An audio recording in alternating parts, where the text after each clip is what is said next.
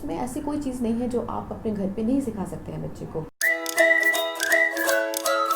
Hello everyone, welcome to my channel. आज का जो वीडियो है इसमें हम बात करेंगे कि 2 से 3 साल के बच्चों का आप जो यूजुअल डेली रूटीन होता है वो किस तरह से हम फॉलो कर सकते हैं।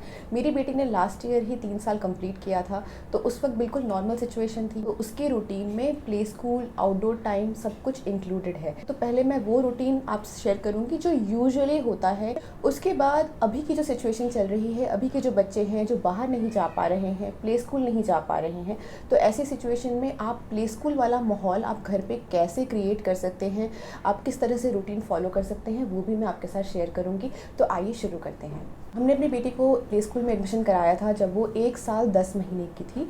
तो 2 साल से उसका प्ले स्कूल प्रॉपरली स्टार्ट हो गया था और वो प्ले स्कूल जाती थी। तो मॉर्निंग में वो 7 to 8 के बीच में उठती थी।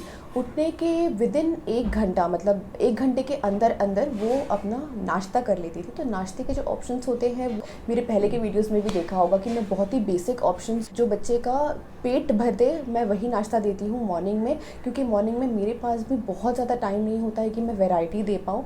तो जो सिंपल नाश्ता होता है, जैसे कॉर्नफ्लेक्स हो गया, ओट्स हो गया, सूजी का हलवा हो गया, इस तरह का जो फिलिंग नाश्ता होता है वो मैं उसको देती थी। उसके बाद 9 to 9:30 के बीच में वो अपने प्ले स्कूल के लिए निकलती थी एंड 12:30 वो वापस लौटती थी। तो उस प्ले स्कूल के टाइम पे उसको एक ब्रंच ऑप्शन देते थे हम, यानी कि खाने का एक छोटा मोटा स्नैक जैसा देते थे। जैसे कि रोटी गुड़ हो गया, हाफ़ रोटी और गुड़ देते थे, या फिर हाफ़ रोटी और पीनट बटर देते थे। सिंपल एक बनाना देते थे, ड्राई फ्रूट्स देते थे। तो ये सारी चीज़ें वो 11 बजे के आसपास खा लेती थी। यानी कि सुबह नाश्ता किया, 11 बजे उसने ब्रंच किया। उसके बाद फिर 12:30 बजे जब वो वापस लौटती थी तो चेंज करते करते उसको 1 बजे तक वो अपना लंच करती थी प्रॉपर। वो लंच में ऐसा कोई दूसरा ऑप्शन नहीं होता था, हम जो खाते हैं वही वो खाती है। उसके बाद लंच के बाद 1:30 के आसपास वो सो जाती थी। तो वो उसका पहला नैप होता था दिन भर में। तो 1:30 से लेके 3 बजे तक या 2:45 ऐसे करके वो सोती थी।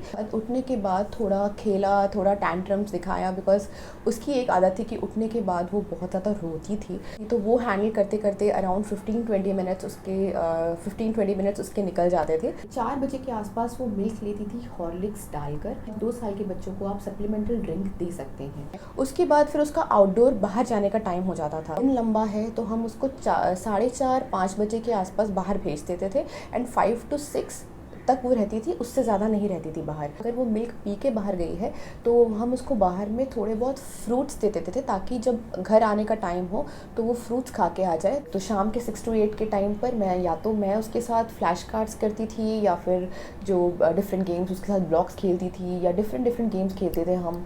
और उसके बाद 8 to 9 उसका डिनर होता था। हमारा ही डिनर वो खाती थी, उसके लिए कुछ भी अलग नहीं बनता था। खाना खाने के बाद जो सिंपल नाइट टाइम रूटीन होता है, नाइट सूट चेंज करना, उसके पैर धोना, उसके साथ स्टोरी टेलिंग करना। स्टोरी टेलिंग का आप या तो सोने के टाइम पे कर सकते हैं, और अगर तब आपके पास टाइम नहीं है तो आप जो इवनिंग का टाइम है, जो बच्चे खेल रहे हैं 6 to 8 में, आप उनको तब स्टोरी सुना सकते हैं। उससे 4 साल के बच्चे को स्टोरी टेलिंग कैसे करना होता है, इस पर ऑलरेडी मेरा एक वीडियो है चैनल पे, तो वो आप जाके देख सकते हैं। 10 बजे के अंदर अंदर वो सो जाती थी। ये था मेरी बेटी का यूजुअल रूटीन जो लास्ट ईयर वो फॉलो करती थी। अभी की जो सिचुएशन है उसमें बच्चे प्ले स्कूल नहीं जा पा रहे हैं, बाहर नहीं जा पा रहे हैं।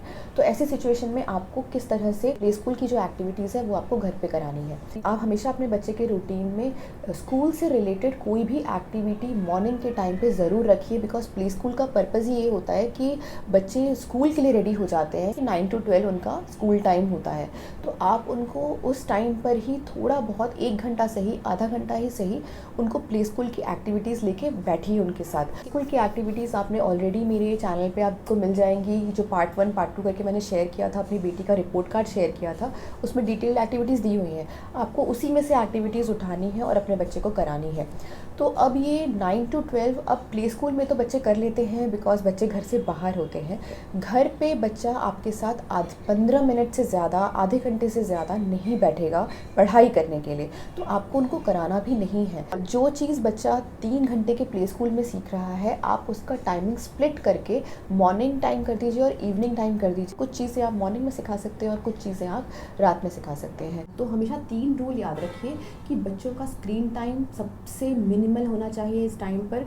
नियर वर्क बहुत ज़्यादा नहीं होना चाहिए, लंबा लगातार, यानी कि पास का जो काम है जैसे कलरिंग करना, तो वो 15 मिनट या आधे घंटे से ज़्यादा आप दिन भर में उनको लगातार करने के लिए मत दीजिए। ये मोर ऑफ फिजिकल प्लेइंग रहना चाहिए। बैठा के बच्चा नहीं पढ़ पाएगा, आप उसको बैठाने का ट्राई करेंगे तो बच्चा नहीं बैठेगा। अब क्योंकि इस पैंडेमिक टाइम में बच्चों को फिजिकल एक्टिविटी नहीं हो रही है, तो घर पे जब आप उनको अल्फ़ाबेट्स भी पढ़ा रहे हैं या मैथ्स पढ़ा रहे हैं, काउंटिंग पढ़ा रहे हैं, जो भी कुछ पढ़ा रहे हैं, उसमें जितना आप उनको वॉक करा सकते हैं घर में उतना कराइए। जैसे कि आप अगर अल्फ़ाबेट्स करा रहे हैं तो अल्फ़ाबेट्स के पजल्स ले लीजिए, जो मैंने आपसे पहले भी शेयर किया हुआ है, टॉयज़ में शेयर किया है आपके साथ। तो आप उनको पजल्स दूर रख दीजिए उनसे और उनको बोलिए कि वहाँ से ये वाला अल्फ़ाबेट लेकर आओ। एटलीस्ट उतना देर तो वॉक करेगा। तो एक जगह बैठ के नहीं खेल के अगर आप उनसे इस तरह की एक्टिविटीज़ कराएंगे तो आप उनको अल्फ़ाबेट भी सिखा रहे हैं, उनकी फ़िज़िकल एक्टिविटी भी हो रही है और बच्चा बोर भी नहीं हो रहा है, बिकॉज उसके लिए वो फ़न गेम हो जाएगा कि उनको फटाफट जाके अल्फ़ाबेट्स लेके आना है।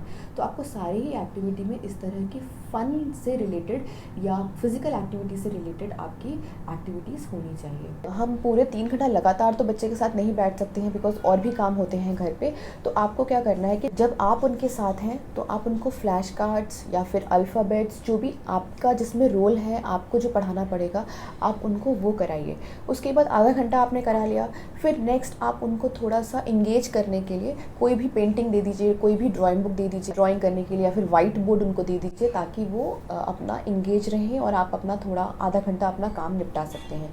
अब जो ये आउटडोर का टाइम है, यानी कि जब बाहर जाता है बच्चा 4 से 6 या 5 से 6, तो उस टाइम पे भी अभी बच्चे बाहर नहीं जा रहे हैं, तो वो आप एक फ़िक्स कर लीजिए कि एक्स्ट्रा करिकुलर एक्टिविटीज़ जो आपने एक्टिविटी के लिस्ट में मैंने जो दिखाई थी आपको, तो वो जो एक्स्ट्रा करिकुलर एक्टिविटीज़ ही हमेशा उस टाइम पे रखिए, क्योंकि आगे चल के भी वो जो टाइम होगा वो बच्चे का बाहर का ही रहेगा। बच्चा बैठ के उस टाइम पे पढ़ाई बहुत कम बच्चे ही करते हैं, क्योंकि यूजुअली जब वो स्कूल से आना स्टार्ट करते हैं तो उनकी जो extra curricular activities, dance, music class, सब उसी टाइम पे होता है।